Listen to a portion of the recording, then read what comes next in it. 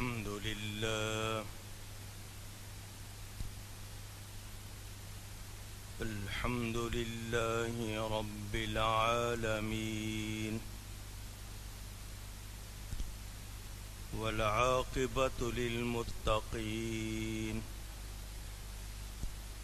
والصلاة والسلام على رسوله سيد المرسلين رحمة للعالمين شفيع المذنبين سيد الأولين والآخرين سيدنا ومولانا محمد رسول رب العالمين وعلى آله وصحبه أجمعين أما بعد فأعوذ بالله من الشيطان الرجيم بسم الله الرحمن الرحيم وَلَقَدْ أَرْسَلْنَا نُوحًا إِلَى قَوْمِهِ فَقَالَ يَا قَوْمِ اعْبُدُوا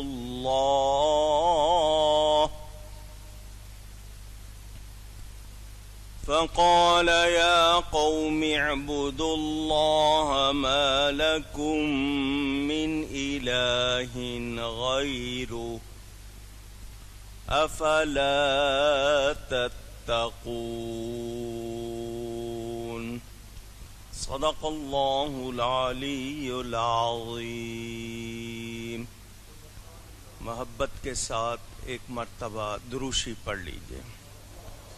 اللہم صلی علی سیدنا و مولانا محمد معدن الجود والکرم وآلہ وصحبہ وبارک وسلم۔ الصلاة والسلام عليك يا رسول الله الصلاة والسلام عليك يا حبيب الله الصلاة والسلام عليك يا رحمة للعالمين وعلى آلك وأصحابك يا شفيع المذنبين۔ حمد و صلاۃ کے بعد قرآن کریم کی مسلسل تفسیر کا بیان جو ماہ رمضان سے پہلے تک جاری تھا، آج سے پھر وہی بیان شروع ہو رہا ہے۔ ماہ رمضان میں اس مہینے کی مناسبت سے مضامین بیان ہوئے۔ اب تک تفسیر میں آپ نے یہ سنا کہ اللہ تعالیٰ نے ہمارے لیے باغ بنائے کھجوروں اور انگوروں کے، اور ان میں بہت سے میوے ہیں، ان میں سے کھاتے ہیں، اور وہ پیڑ، وہ درخت پیدا کیا زیتون کا جو طور سینا سے نکلتا ہے، اس میں تیل ہے اور کھانے والوں کے لیے سالن، اور بے شک تمہارے لیے چوپائے چار پاؤں والے جانور، ان میں سمجھنے کا مقام ہے، اور ہم تمہیں پلاتے ہیں اس میں سے جو ان کے پیٹ میں ہے، یعنی دودھ، اور تمہارے لیے ان میں بہت سے فائدے ہیں، اور ان سے تمہاری خوراک ہے۔ اور ان جانوروں پر اور کشتی پر سوار کیے جاتے ہو،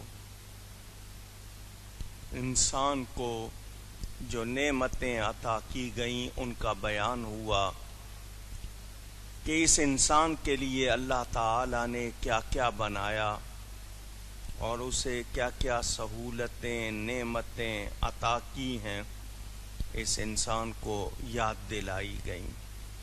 اب ذکر شروع ہو رہا ہے حضرت نوح علیہ السلام کا۔ یاد رہے حضرت آدم علیہ السلام اللہ تعالی نے ان کو اپنے دست قدرت سے بنایا، ان کی اولاد ان کے سامنے خاصی تعداد میں ہو گئی اور ان سے انسانی سلسلہ چلا، اور پھر یہ سلسلہ چلتے چلتے حضرت نوح علیہ السلام تک پہنچا۔ اللہ فرماتا ہے اور بے شک ہم نے نوح اور اس کی قوم کی طرف بھیجا۔ نوح علیہ السلام کو جب ان کے قوم کی طرف بھیجا گیا تو آپ حضرات مجھ سے یہ کئی مرتبہ سن چکے ہیں کہ نوح علیہ السلام کا اصلی نام نوح نہیں ہے۔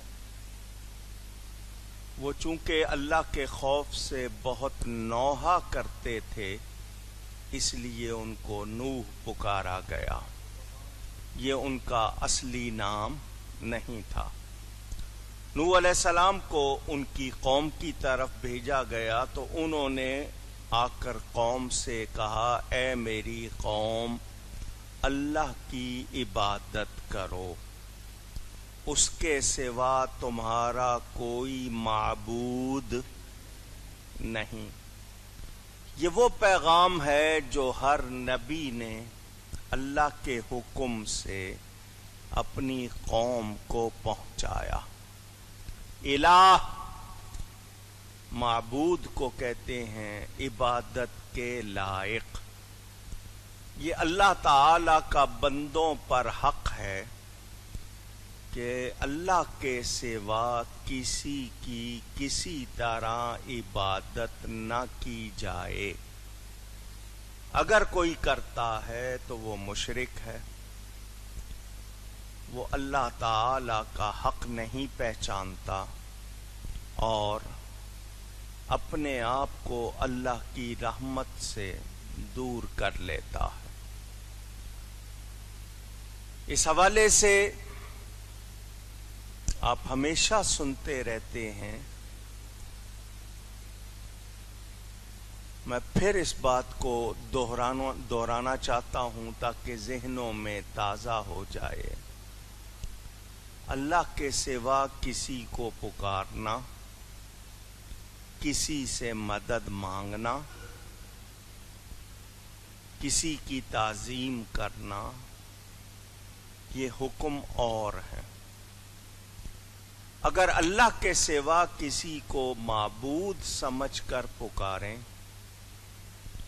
مستعان حقیقی سمجھ کر، مستعان حقیقی کا مطلب حقیقی ذاتی طور پر مددگار سمجھ کر پکاریں، اللہ کے سوا کسی کو مستقل بذات سمجھیں کہ وہ خود سے ہے، اللہ کے سوا کسی کو متصرف حقیقی مانے کہ وہ خود سے حالت بدلتا ہے، تو یہ ہمارا عقیدہ اور موقف نہیں۔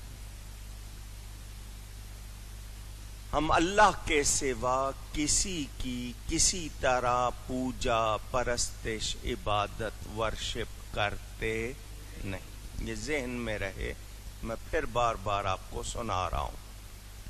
اللہ والوں کی ہم تعظیم کرتے ہیں اور تعظیم بھی وہ کرتے ہیں جس کا حکم دیا گیا۔ ایسی کوئی تعظیم جو جائز نہیں وہ ہم کرتے بھی نہیں۔ ہر عبادت میں تعظیم ہے مگر ہر تعظیم ہرگز عبادت نہیں۔ یہ بار بار دہراتا ہوں تاکہ آپ کے ذہن میں کہیں کوئی شک کسی نے ڈال دیا ہو تو وہ نکل جائے۔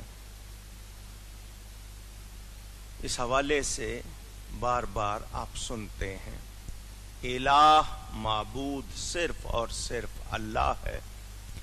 ہم جب کلمہ پڑھتے ہیں تو پہلے تمام جھوٹے خداؤں کی نفی کرتے ہیں، لا الہ، نہیں کوئی معبود، یعنی اور جتنے بھی دعوے دار خود سے ہوں یا لوگوں نے بنا لیے ہوں۔ عبادت کے لائق کچھ لوگوں نے سورج کو بنا لیا، چاند کو، پانی کو، آگ کو، مظاہر قدرت کو، بتوں کو، جس کسی کو بنا لیا، ہم سب کی نفی کرتے ہیں کہ اللہ کے سوا کوئی عبادت کے لائق نہیں، الا مگر۔ اللہ کا نام لینے سے پہلے تمام جھوٹے معبودوں کی، خداؤں کی نفی، انکار، کسی کی کوئی گنجائش نہیں، اللہ کے سوا کوئی عبادت کے لائق نہیں۔ تو یاد رہے اس بات کو۔ حضرت نوح علیہ السلام کو جب ان کی قوم کی طرف بھیجا گیا تو انہوں نے بھی یہی کہا، اے میری قوم، اب یا قوم کہہ کے پکار رہے ہیں۔ فقال یا قوم اعبدوا اللہ ما لکم من الہ غیرہ، تو لفظ یا کا بھی مسئلہ بار بار سنایا آپ کو کہ اللہ کے سوا کسی کو یا کہنا غلط نہیں، ہاں معبود سمجھ کر کہیں گے تو غلط ہوگا، اللہ کے سوا کسی کو معبود سمجھ کر پکاریں گے تو غلط ہوگا، صرف پکارنا غلط نہیں۔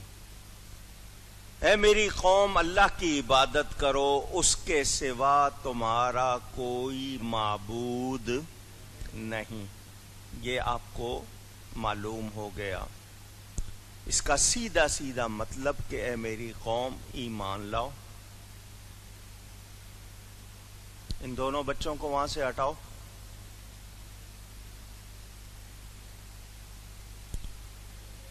اے میری قوم ایمان لاؤ اور ایمان لا کر عبادت کرو، کیونکہ جو ایمان والا نہیں، جس کو کافر کہتے ہیں، کافر کا مطلب انکار کرنے والا، کافر پر اسلام لانے سے پہلے کوئی عبادت نہیں ہے، کوئی عبادت، اونچی کہیے، کیوں کہلوا رہا ہوں، کتنا ہی اچھا کام کافر کیوں نہ کر لے، وہ عبادت کا درجہ نہیں پا سکتا۔ عبادت کا تصور بغیر ایمان کے نہیں ہے۔ افلا تتقون، تو کیا تمہیں ڈر نہیں؟ تم ڈرتے نہیں؟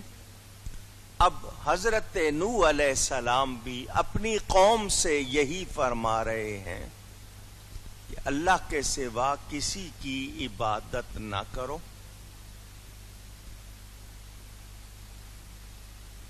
اللہ کے سوا کوئی بھی اس لائق نہیں کہ اس کی عبادت کی جائے۔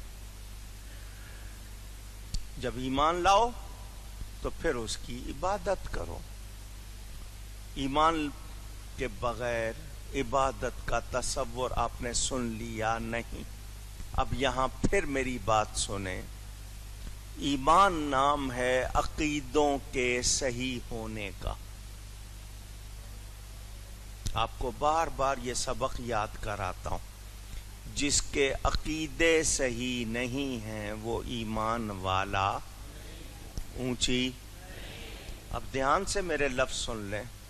اذان اس کی جو ایمان والا ہے، نماز اس کی جو ایمان والا، روزہ اس کا جو ایمان والا ہے، قربانی اس کی جو ایمان نہیں ہے تو کچھ بھی، یہ ذہن میں رکھیں۔ بار بار آپ کو یاد دلاتا ہوں، عقیدوں کا صحیح ہونا بنیاد ہے، اس کے بغیر بخشش کا کوئی تصور نہیں۔ شیطان نے جیسا کہ کہا جاتا ہے 6 لاکھ برس نماز پڑھی، کیا مل گیا؟ زمین کے چپے چپے پر سجدہ کیا، اس کو کیا ملا؟ کچھ نہیں، کیونکہ وہ ایمان والا نہیں تھا۔ تو ایمان بہت قیمتی چیز ہے، بہت بڑی نعمت ہے، اس کی حفاظت کرنی چاہیے۔ ایمان نہیں ہے تو پھر ہم کچھ بھی کر سکتے نہیں۔